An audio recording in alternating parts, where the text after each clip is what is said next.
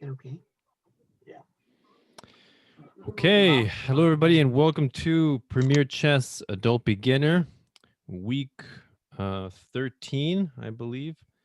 And let's see, yeah, week 13. So we're going to be finishing up the analysis of the Queen's Gambit Netflix series. This is part 4, and we're going to look at the last game, the final game of the series, on episode 7, which was the game between Harman and Borgov. I think it was the third game between them. I wasn't able to get the other two games. They probably have them, but yeah. So I got the last game, and it's actually a very it's an interesting game, and it's also a real game, as the others were as well. It's white was Grandmaster Vasily Ivanchuk, and black was Grandmaster Patrick Wolf. And in the game, Beth Harmon was white and Borgov was black. All right, so let's look at how this went. All right, so d4, d5. So what is this opening called? Anybody remember? Queen's Gambit. Excellent. Queen's Gambit. Yep. Subject of the series, Queen's Gambit. Yeah, I think this series, like, it made the whole world know and familiarize themselves with the Queen's Gambit. People shouldn't forget the Queen's Gambit from now on. So okay, so now with D takes C4, what is it called now? Anybody know? Accepted. Queen's Gambit accepted. Accepted, yeah. And you guys remember why I said before that I don't consider the Queen's Gambit to be a true gambit? You remember?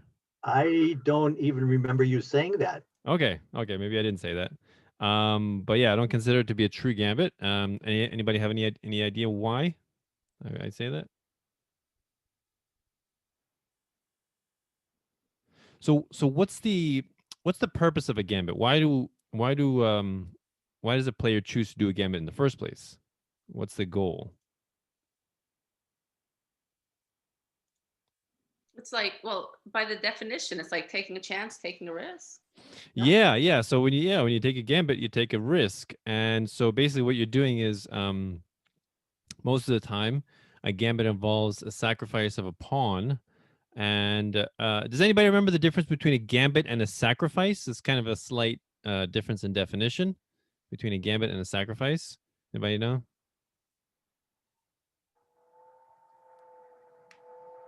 So a gambit is very specific to the opening, right? Is a sacrifice in the opening, right? When you make a sacrifice in the middle game or the end game, you just call it a sacrifice, right? So a gambit is a very specific definition for opening, sacrifice in the opening, especially of a pawn. Although there is a few examples of sacrificing of pieces as well, not as popular, but they do exist. So the purpose of a gambit is to sacrifice a pawn. And why do you sacrifice a pawn? To get better position, maybe. Yeah, improve your position, quicker development, maybe get your king to safety quicker, and just increase your attacking chances, right? So you're taking the risk that this pawn is worth less than the attack that you're getting from it, right? And so most gambits, for that reason, they don't they yield positions where it's not easy to recover your material, your pawn, right? So it's not like you're going to get your pawn back immediately, right? The gambit is more of it's an investment in a superior position, right?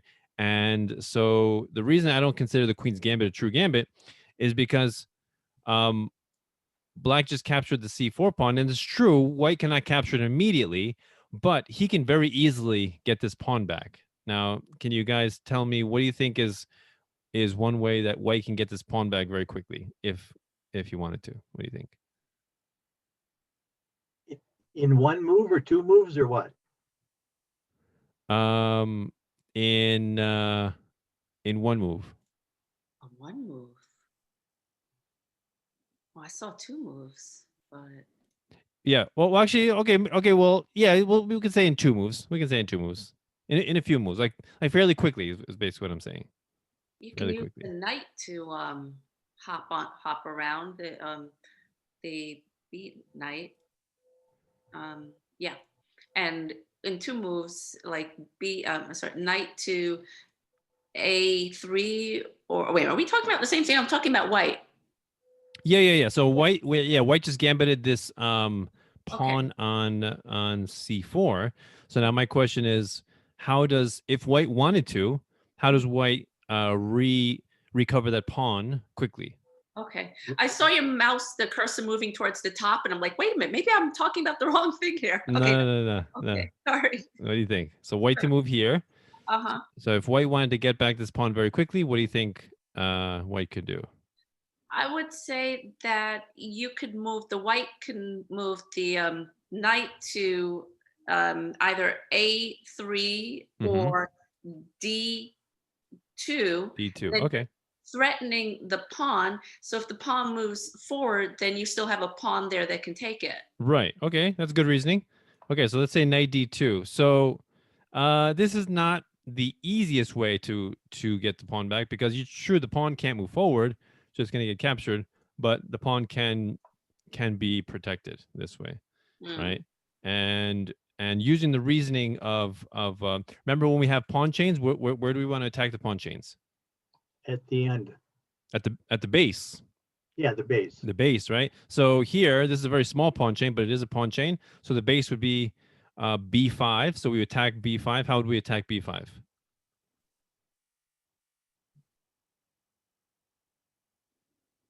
A4.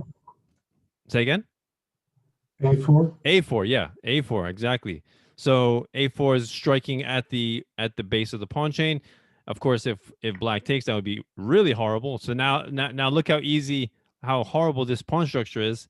Double isolated pawns on the C file, double isolated pawns on the A file. So these are very easy to pick off.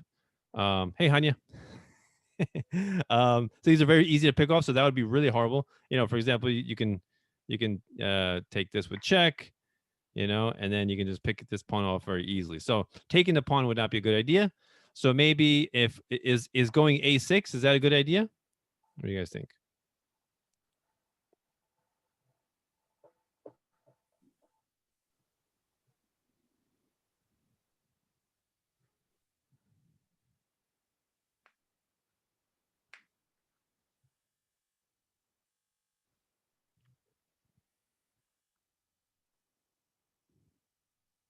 What do you think? Is a6 a good idea?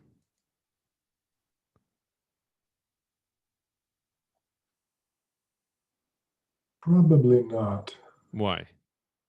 You can capture A takes B5, and then if A6 takes B5, they lose a rook by force. Exactly, yeah. So then we can say that the A pawn is what? Pinned. Pinned, yeah. A pawn is pinned to the unprotected rook on a8, right? So a6, it looks like a6 looks like it protects it, but really it doesn't, right? When you have a pin, the defense that the piece that's being pinned exudes is illusory, right? It doesn't exist because you have a heavier piece behind it that will be lost. So better move probably would be maybe c6, and then takes, and now black is actually pretty comfortable, right? So black won this pawn and now has solidified control over this pawn, over protection over c4, and even he can even form the pawn chain even stronger this way. So here's actually a really good position for black. So black won the pawn and kept the pawn, and now has a strong position as a result. So that's no good. So we don't want that. So what's another possibility for winning back this gambited pawn? What do you think? On to B3. Okay, so if you went pawn to B3, now he can just take, and what are you going to do? Take back with the pawn. So now we basically lost 2 pawns. Actually, no. Oh, no, actually, no. No, actually, we lost the, we didn't gain back our pawn. Our pawn is still lost. We're still down a pawn here, right? So No, we don't want to give him a chance to trade off that pawn. So what do you think? Another way we can win back this pawn on c4. What about pawn to e3 and then you capture with the bishop? Okay, pawn e3 is one possibility. Okay, so let's see what happens with that. So maybe you can go something like, if he goes b5, we'll do the same logic. Let's go strike at the root, right? A4, and then same logic. A6 is not possible. So let's go C6, and then you take, and now I definitely remember we went over this position in our lecture on openings. We covered the queen's pawn openings. So there's a very good move that white has in this position. Very powerful move. Anybody see it?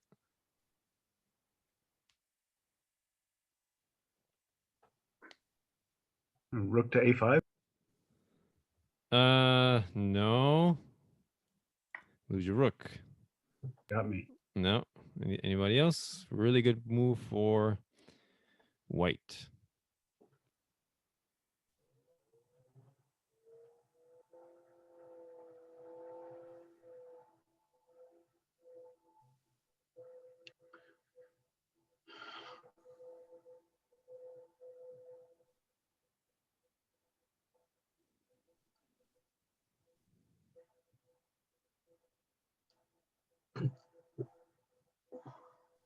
What about knight to a3?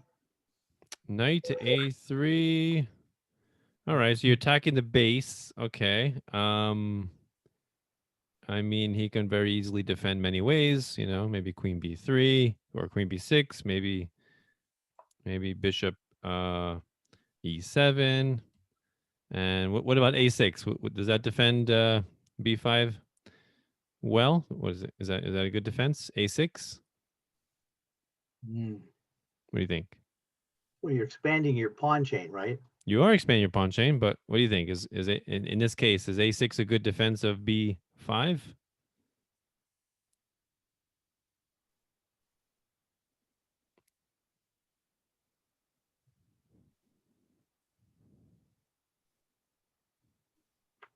What do you think?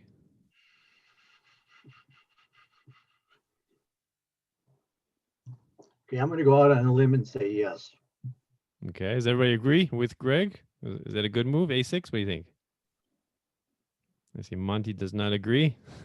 Why? Why do you not agree?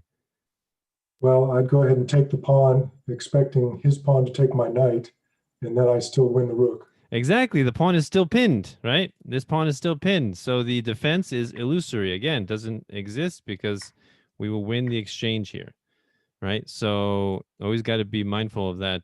Those pins, you know, this rook is on the white rook is open, so it's exerting influence on the A file. So you got to keep that in mind. So yeah, so knight a3 does attack the base, but not really that strongly. We can defend bishop e7, or queen here, or queen even a5 check, something like that. So yeah, we want a stronger move than that. What do you think? How about queen to h5? Queen to h5. Let's see. Okay, so that attacks the pawn here that way. Again, he can just protect pretty well like that, and he's pretty safe. Hmm. Yeah. What do you think? What else? Strong move for white here. Shouldn't we be moving one of the knights out? Which one? I can't figure that part out, but I remembered something about knights. Okay. So yeah, moving the knights out would be a good developing move, right? Either knight c3 or knight f3. Good developing move, but I'm not asking for a good developing move. I'm asking white has a really good move in this position. An excellent move. So much better. What I don't, okay. I'm not even sure why I'm asking you this or suggesting this, but what if you move from d4 to d5? D4 to D5. Don't say, why would you do that? Because I'm not sure, but it just looks like it. You know, I always ask you guys for reasons, right? Yeah. Why would you do that? What's the If reason? Monty disagrees with me, I'm going with Monty. So, I mean, there's no real reason to do D5. The pawn is just kind of hanging out there in the wind. Yeah, no, much stronger move than D5. What do you guys think? So I'll tell you this. When this C pawn recaptured on B5, remember every move is a new puzzle, right? So what changed when this C pawn recaptured on B5? Something changed that now allows white to do a very good move. And basically, yeah, win. Yeah, very good move. What do you think?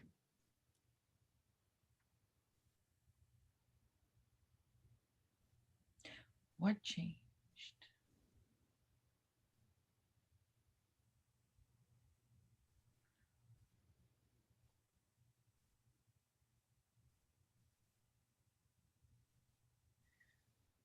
Queen to F3. Queen F3. So why do you say Queen F3? Before I make the move, why Queen F3? Because when you're on that location, you could, I mean, I don't know if this is a killer move, but you can take his rook. You can Okay. have Is there any way he can protect his rook? Yeah, he moves the bishop. Moves the bishop where? B7? Yeah. Does that protect the rook, everybody? What do you think? No, the bishop's not protected, right? No, the bishop's not protected yet. Right? So Queen F3 is the killer move. Killer move. It is? Yeah. It doesn't look like a killer move, right? Yeah, this diagonal, because of this recapture, now this diagonal is open and weak, right? And Queen F3 immediately exploits the weakness on the long light square diagonal, right? Queen cannot come up here to block the queen because queen's not protected. Knight comes here to block, knight's not protected. Bishop comes here to block, bishop's not protected. So really the best move is you have to give up your knight, and then he takes with check, and now you block with the bishop, and now the rook is protected by the queen. So you won. You just won a free knight, basically. So yeah. That's the reason. The little trick and little trap in the Queen's Gambit. So that's the reason for that. So let's go back.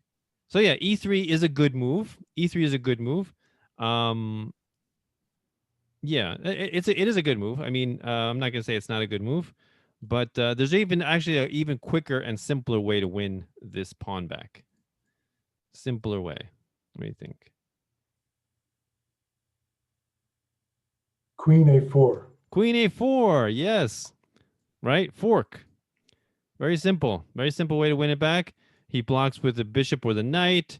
You know, you just take the pawn. I mean, he can block with this pawn, but he's just going to lose that, and he's going to lose his C4 pawn again. So yeah, Queen A4, and then maybe he does C6, takes. Now materials equal. So the fact that it's so easy to win back that pawn, to me, signifies this is not a true gambit, right? It's not a true risk that white took in playing C4, right? You know, because it's just too easy. But yeah, that's just me. That's how I classify these openings. All right, so let's see. Let's continue.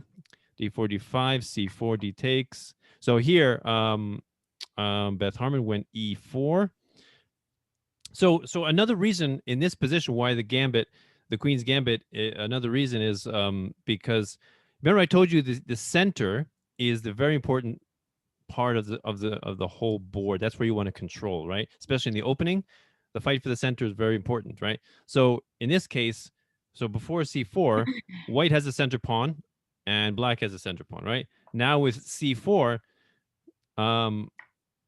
white is basically luring black center pawn away. Now black does not have a center pawn anymore, so white immediately exploits that, and now has two center pawns, right, controlling a lot of squares. So this is a very nice position for white, right?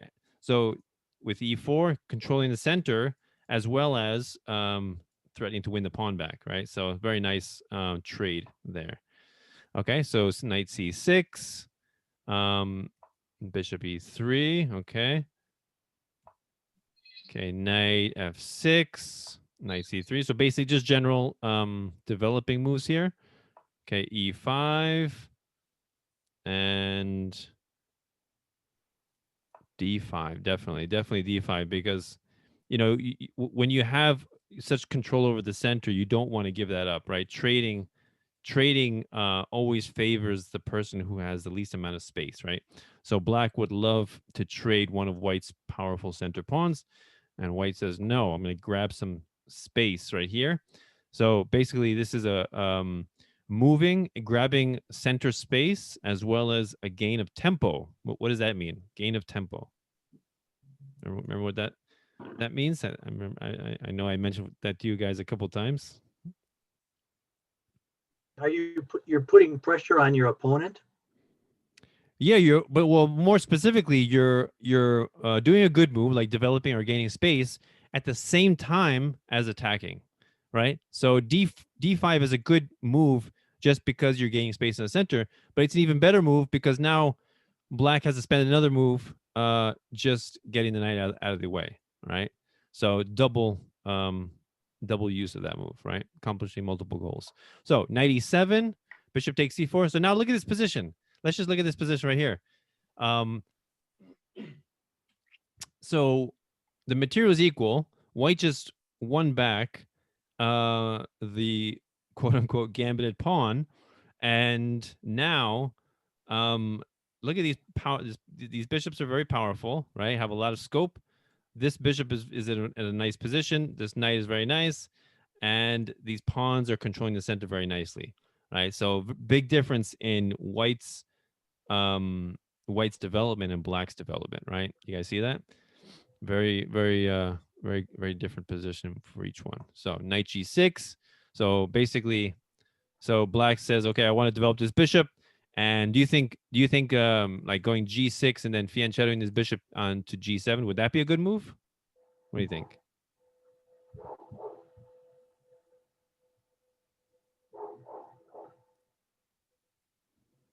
What do you guys think? Would that be a good move? G6 and bishop g7. Doesn't look like a good move. Yeah, I wouldn't recommend it. Why? Because look, remember, bishops like rooks and queens, they want long range. They want open lines, right? They don't want to be blocked in by their own pieces, right? So you put your bishop, you move g6 with the intent of putting bishop on g7. Now you're being blocked by this pawn, right? And that's not a good position to put your bishop, right? So correctly, black reasons that knight g6 is a better move, so that perhaps you can develop your bishop this way, right? Much better. Okay. Bishop takes, knight g6, f3. Okay, solidifying control over the center. Okay, bishop d6, queen d2, bishop d7. Okay, so just developing both sides. Knight gd2, a6. Okay. Personally, I wouldn't have allowed this move, because I don't want to give black any extra space. So I would have prevented this move with a4. That's kind of my style. A3 and b4, sorry, a6 and b5. That's a typical plan to increase space on the queen side. And yeah, I don't try to limit your opponent's counterplay wherever possible, basically. All right, so let's go. So she went bishop b3. So she basically allowed bishop b5, a4. Okay. Okay. Castle. Okay. Queen e7. Rook ac1. Knight h5. Okay. Trying to activate the knights. Maybe dropping in a knight onto f4. g3. Okay. So preventing the knights from coming onto f4. h6. All right. So he doesn't want to allow. Black wants to take control of the g5 square, not allow any attack on the queen from g5. Okay, bishop c2, rook a to b8, a takes b5, takes, and now there's an open a file. So immediately white puts his rook on a1 and tries to contest the file.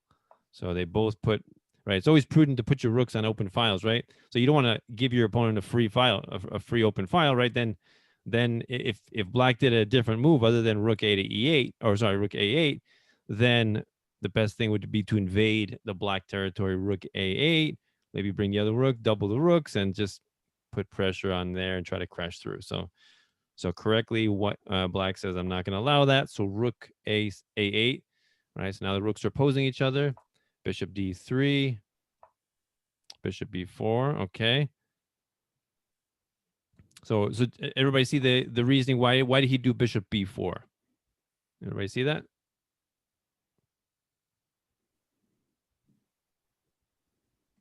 So what was white threatening after bishop d3?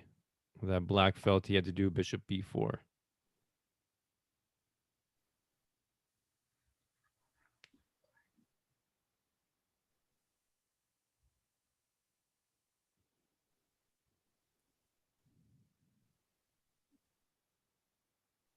The rook. Is he pinning the knight to the queen? Yeah. So bishop b4 pins the knight to the queen, right? Because what was he threatening after bishop d3? Oh, yeah.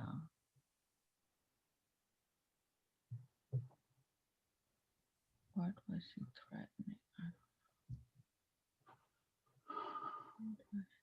To take the pawn with the knight, so that would be knight to b5. Yeah, so yeah, we have two pieces attacking the pawn on b5 and one piece defending. So therefore, white is threatening to take it.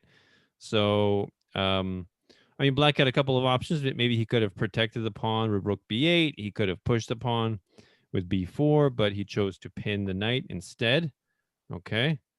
And now rook takes. So I wouldn't have done that. I wouldn't have taken. The reason is because when you do that, when you trade rooks like this, now black just basically white gave the a file over to black very easily. So now we can say the black rook controls and dominates the a file, right? So when you have two rooks opposing each other like this, I would just let them oppose each other until there comes a time where something has to happen. But I wouldn't willfully just trade or just voluntarily just trade like that, because you're automatically just giving your opponent a free file, which I would never do. So queen c2. So now he removed his queen from the pin. Now he renewed the threat on the b5 pawn. So now we have bishop c5. Okay, so he's basically attacking the unprotected bishop on e3. Okay, knight d1 protects the bishop and opens an attack on c5 bishop. Okay, bishop d6. So they don't want to trade just yet. Knight f2. So a lot of maneuvering here. Knight h to f4. Interesting move here. So yeah, black is basically wants to sacrifice his knight, and perhaps to open up this g file and start an attack on the king. All right. So something like this, something like that, and maybe something like that. Check.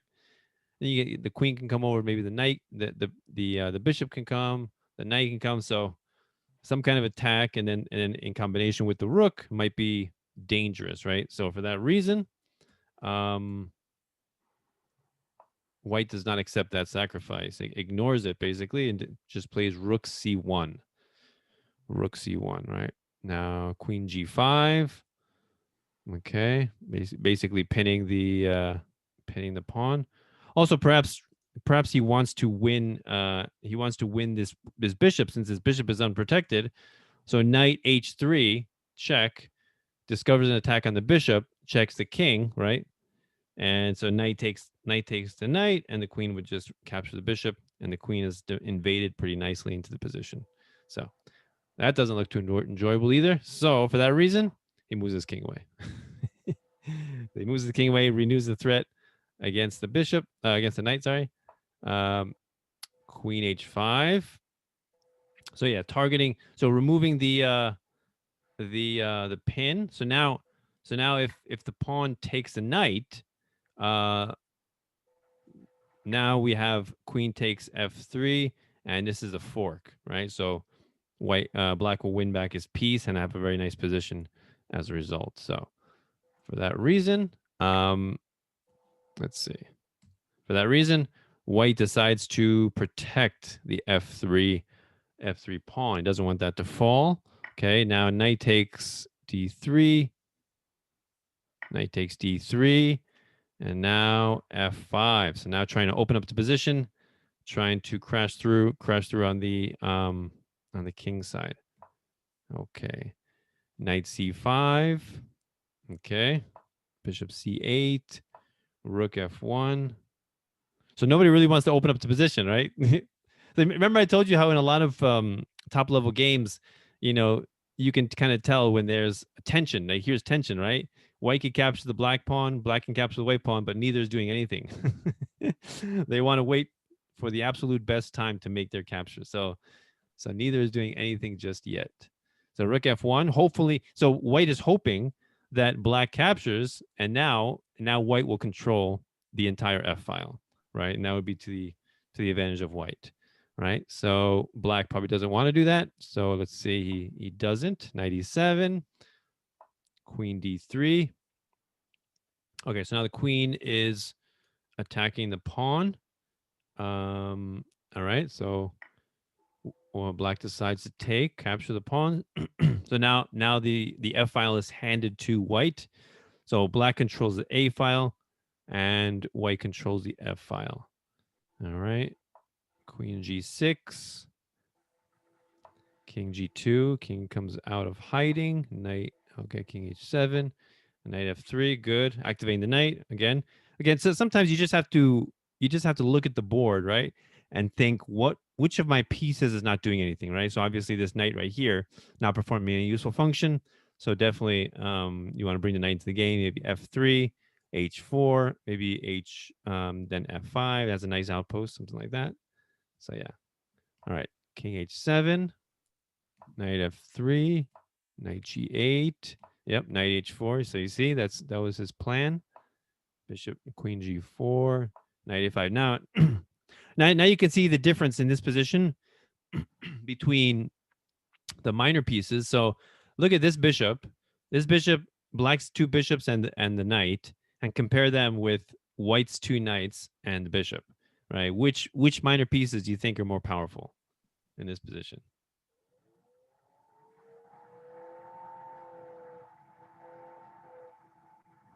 The knights, the white knights.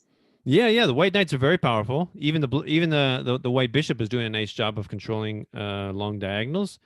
And contrarily, the black minor pieces are not doing so good, right? This knight is all the way in the back rank. This bishop's all the way in the back rank. Not so happy. This bishop is basically acting like a pawn, right? Because he's just kind of connecting these two pawns together, protecting both. So bishop's not really performing any useful function, not performing any useful function, kind of useful. So yeah, so the white pieces are definitely much more active than black's pieces. So knight f6, trying to activate his knight. h3, queen g6, and now we have knight e6. Very nice move. So going from this nice outpost to an even deeper outpost into the black camp. So now there's a very interesting threat here that white is making with knight e6. Does anybody see interesting threat here? To take the knight to f8. Okay, so if you went knight f8, that does fork king and queen. Problem is, bishop is protecting f8. Oh, right. So it's kind of along those lines, though. You're thinking correct. What do you think? So then, knight g7, because it's backed by, no, I don't know. Nope, never mind. No, actually, you're right. Both knights are targeting g7. So yeah, g7 is under threat of being captured. So keeping that in mind, that knight f8 forks the king and queen, what do you think would be a good move in keeping that in mind?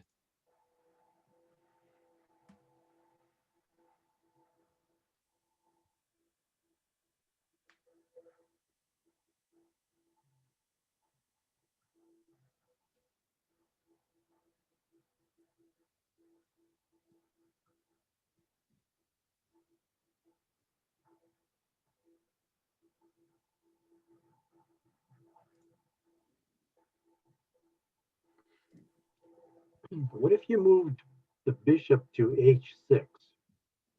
Bishop to h6. Oh, take the pawn here. Yes. But the queen will then.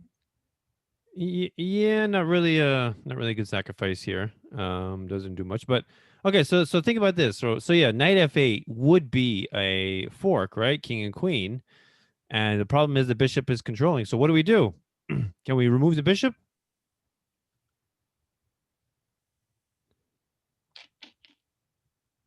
Yeah, knight to d6.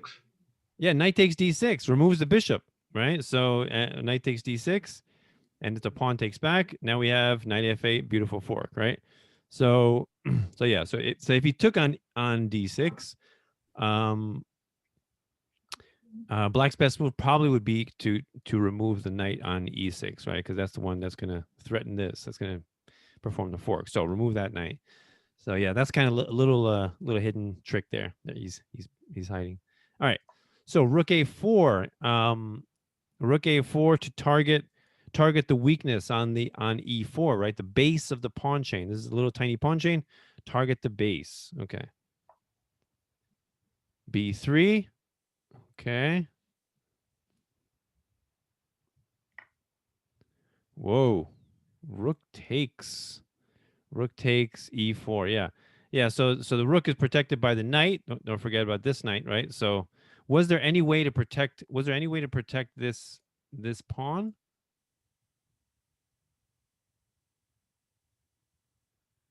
Do you see any way? Pawn to b4. So if you went pawn to b4, you can just capture here, no problem. Right, but that's protects it for now, but still okay. Yeah, it's still going to be captured. So yeah, short answer is there's no way to protect that that pawn, right? He can try knight here, but then black can just capture, and now take the pawn like that. So yeah, no way to protect the pawn. So seeing that, let's see what happens here. So rook takes e4, knight takes, and so remember we said before the reason she took on d6, right, was to try to do this fork, right? Bishop was protecting f8, so definitely black has to remove the knight on e6. Bishop takes e6, pawn takes e6. Now look at this beautiful passed pawn that white has. Very powerful, only 2 squares away from becoming a new queen, right? So very nice pawn there. C takes e7. So she doesn't waste any time pushing the pawn. D5. So right now the promotion square is adequately protected, but black just says, okay, let me reinforce this rook before I drop back and try to get that pawn. Bishop c5, very nice move to solidify protection and control over the passed pawn, right? This passed pawn is very, very valuable. You do not want to lose this passed pawn. Bishop c5, queen e8, queen f3. So now look at this position. A quick scan of this position. Who do you think is in a better position here?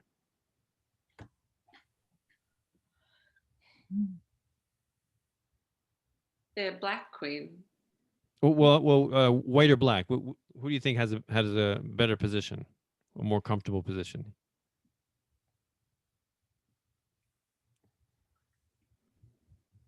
You mean the queens or just in general? Or just in general? Just in general. Yeah, yeah.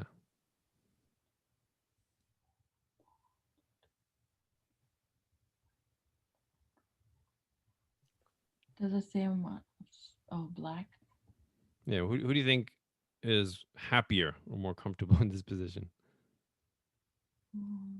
Materially, white is down a pawn, right? But positionally, who do you think is winning? Would it be white? Because white has a pawn on the 7th rank and it's got the queen pinned. Yeah, look at this queen. This queen is not happy. Do you think queens make a good blockade of passed pawns? No, definitely not. Queens do not want to be a blockade of passed pawns. That's a very lowly function for a queen, right? That's not good. So you don't want that. So that just shows that black is becoming desperate, blocking this passed pawn with his queen. Yeah, white, even though white is down a pawn, white is doing excellent. These the rook and the queen, the heavy pieces are bearing down the f file, and this pawn is painfully close to being a new queen. So very dangerous position for very dangerous and very good position for white. All right, so let's continue. So let's see, queen f3. Okay, queen c6, b4, very nice move, solidifying, anchoring this bishop right here.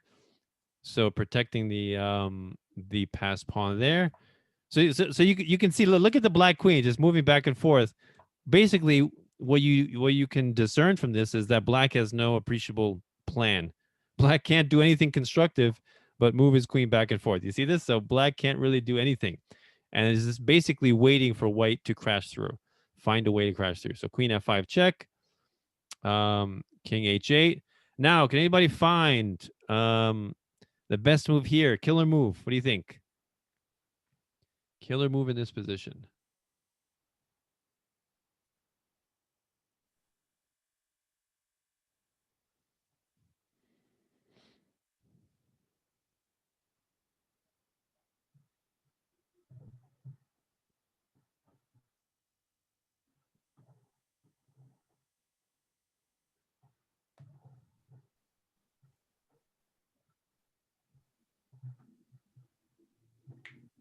Queen. No. Nope. Yep. Never mind.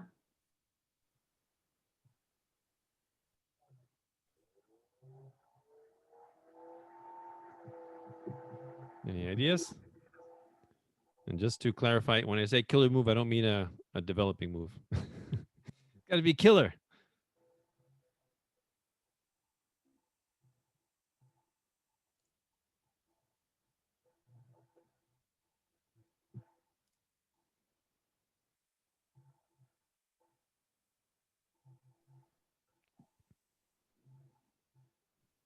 So, okay, so in any puzzle, remember the first things we look at is what? Check. Check. So how many checks can white do in this position? Can move his queen to h7. Good. Is that a good check? What do you think? No. No, probably not. You're just gonna lose your queen for nothing. Mhm. So that's out of the question. So there's no more checks. Okay, next. What do we look for next? So first is checks, and second is what? What's the acronym again? I don't think there's an acronym for this one. There should be an acronym. I should make one, right? Let's see. Okay, the acronym is CCT. I don't know what I can do for CCT. Capture. Yeah, capture. Yeah, checks, captures. So now let's look at all the captures. So what can white capture here? What do you think? Include the ones where white loses the piece. It's Yeah, all captures. Yeah, consider all captures. Okay. Then queen could take knight f6. Okay, so good. Okay, queen can take knight. What else? Queen can. Queen You takes. can take the pawn. Take the pawn and one more. Take the rook, but just Take the lose rook. it for nothing. Yeah, so now, so let's look at them. If you take the rook, you can just take back here, and it doesn't look like it's too good. Rook has no good way of crashing through, kind of not easy. You can take the pawn, no good. Rook just takes back, and again, not that good. So queen takes knight. Is that a good move? Queen takes knight. So now it looks like a weird move, right? But remember, we need to crash through. This pawn is very close to promotion, and we need a way to get this rook all the way on the back rank. So queen takes f6 is a beautiful move. G takes f6, rook takes f6. So now white is threatening rook f8 check. And of course, if the queen takes, pawn recaptures, becomes a new queen, right? So very good, very good queen sacrifice there, right? If it doesn't even matter if the king like gets closer, white can still do the very same thing. And again, if he takes, it's going to be a new queen. If he doesn't take, if he just moves his queen there, we get a new queen this way. So yeah, very nice queen sacrifice to usher the new queen in, right? So his move was queen h5. Now he's trying to get some kind of checks against the king.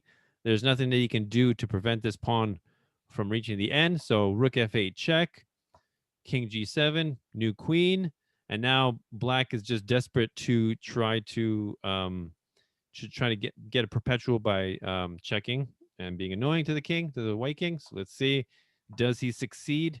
So here he basically ran out of checks, ran out of good checks, and so the only good one that he has here is queen takes h3. He's forced to sacrifice his rook. So now black only has a queen left. He's getting really desperate. Queen g2, rook comes down to protect. Queen h4, king d2, and here black resigned because black has no more checks at all, and white will win very quickly, very easily here. So yeah, that's the game. So what did you guys think? Any questions? Want to go over anything else? Yeah, do they play it through to the end, or do they just, So in this, let's see, does he play to? I think in the episode, yeah, they do play to the end, yeah, and then they show after this point, Borgov, he puts his king in his hand, and then he shakes Beth's hand and gives her his king, which of course is another moment where it's completely unrealistic in the real chess world. Like nobody ever does that. Who does that? Take my king. Is it like take my wife? I don't know. Take my king. So yeah. But people who don't know real chess tournaments or are completely unfamiliar with chess, I don't know, they wouldn't notice that, but of course chess players do. But it's still a cool still a cool scene when this whole thing happens. I think, yeah, they're in Russia and then everybody's listening, right? All over the world they're listening. And yeah, very moving scene. So yeah, beautiful. Could you finish it anyway, just so that I can see exactly how the white queen captures the black? I mean, it seems like it should be obvious. Oh, you mean how white checkmates black? Yeah. Okay. So let's go. Let's do it together. So yeah. So black has no more checks. So let's say, I don't know. What do you want as a good move for black? What do you think? You want to bring the queen back to protect? Because if you don't, it's going to be a quick checkmate here. Okay. Protect. So bring the queen back to protect. So I would. Okay. What would you think best move is here? There's a lot of really good moves here. What do you think is a good move here for white? What do you think? Queen e7. Okay, so queen e7 is one of them. So queen cannot block, right? Because you're just gonna lose your queen for nothing. So let's say if he goes, well, first of all, that's the worst move. Why? What happens if he does king g8? That's the worst of all possibilities. Rook to f8. Yeah, rook f8 is mate right here, right? So basically, probably the best move would be king h8. So now if he tries rook f8, now he can block that way. And you could capture the queen. You could take here first, check, and then maybe you capture the queen now, something like that. And now, yeah, now it's pretty simple, right? You just bring the bishop here, mate right here. All right. So yeah, that's it will be over very quickly. So instead of playing to the end, by the way, I like when I have my kids play each other, I always want them to play to the end. Do you know why? Why do you think I always want them to play to the end? I don't like when they resign. Give them some time on end game. Okay, that's one reason. Another reason is anything can happen. How many times do you think you're completely lost, and then your opponent just does a horrible mistake, and you end up winning? It happens so many times. I see it so many times. Premature resignation is not a good thing. Play to the end. Make your opponent prove that they know how to beat you, right? Most kids, when I teach them, they have this erroneous assumption that the goal of chess is to capture all of your opponent's pieces. No, that's not the that's not the goal of chess. So the result is that they capture each other's pieces, or either they capture each other's pieces and they don't have any pieces left, which is a draw, or one of them just captures every single piece of his opponent, and then they have so many pieces on the board they don't know what to do with all these pieces. And that's one result. The other result is they end up stalemating their opponent by accident just because they have so many pieces on the board. Right? So I'm a big fan of make your opponent prove that they can beat you. Make it as difficult as possible. Don't make it easy at all. Like, for example, I'll give you an example. So my son and my kids were playing, and my son wanted to resign because he had a knight, and I think he had a knight and a pawn. No, sorry, let's say a knight and two pawns, and my daughter had a pawn and a queen. Right? She was up a queen, and he started crying. He's like, "No, I want to resign. I want to resign." I'm like, keep going. And guess what happens? He forks her king and queen with his knight. It's like stuff like that. So yeah, you never know what could happen. Just like driving, right? I always say this analogy that you can drive for like 10 hours perfectly, and then you fall asleep a little bit, you take your eyes off the road, and anything can happen, right? In 1 second. Same thing with chess. You can lead an excellent game, and then it comes down to the end game, you make one slip up, one error, and it's the meaning between a one game and a lost game. Right. So always make your opponent work for the win. That's what I say. All right. Any questions before we sign off? Any comments? Any observations? What do you think? Everybody good? What are we doing for our last class? So the last class, I remember, I think it was in the previous class, we mentioned windmills, right? And I said I have a lecture on windmills, and you guys were interested, so I figured I'll do a class on windmills. What do you think? The windmill pattern, right? That would be cool. Yeah, it's very cool. It's a very cool technique, and of course, it's not fun if you're the object of the windmill. It's more fun if you're doing the windmill. So yeah, but that's really cool. I enjoy that concept. Yeah, cool. All right. So yeah, if there's no more questions, yeah, so that's the class. I hope you enjoyed that. This series was awesome. It has brought chess, into the limelight, and made people talk about it once again, which is really cool. Cool to see. I'm happy. So yeah. By the way, and I think you guys know, I think I mentioned to you that that for this Christmas season, the stores are already past sold out of chess sets, right? I told you that. It's the funniest thing. Like, you would never think, you think, okay, they're past sold out of, I don't know, LOL surprise dolls or some fad that's going on, some fun, toy or something. No, it's chess sets. They're sold out. That's pretty cool. I thought that was funny. Do you think it's important to get a nice chess set, or just it's sufficient to just, because I know it shouldn't matter, but do you think it matters? No, I think it definitely does matter. Okay. I think when you're playing on a nice chess set, I feel like the game means something more than if you're playing on a tiny chess set with little flimsy plastic pieces that can blow away in the wind whenever a little gust of air. No.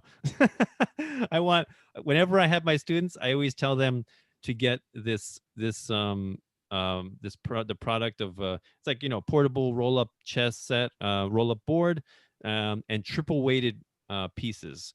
And I have that, and I recommend that to all my students, and everyone says it's great. They love it, and their kids love it. Not only because you can transport it, but because when you're playing on it, it feels like you're playing, like you're serious. It's not just a game like, I don't know, Uno. It's just like a serious thing. And I think kids, they develop a more respect and appreciation for the game when they're playing on a good quality set as well. Okay, I'm glad I asked then. Yeah, I think that really makes a difference. Yeah. All right. So yeah, hope you enjoyed that. So we will meet again next week for the final class on windmills. Hope you guys have a wonderful week. You too. Thank You you. too. And a great night. Thank you. Thanks Have for a good another one, great Halo. class. All right. You're Take welcome. care. Take care. Good Thank Good you. night.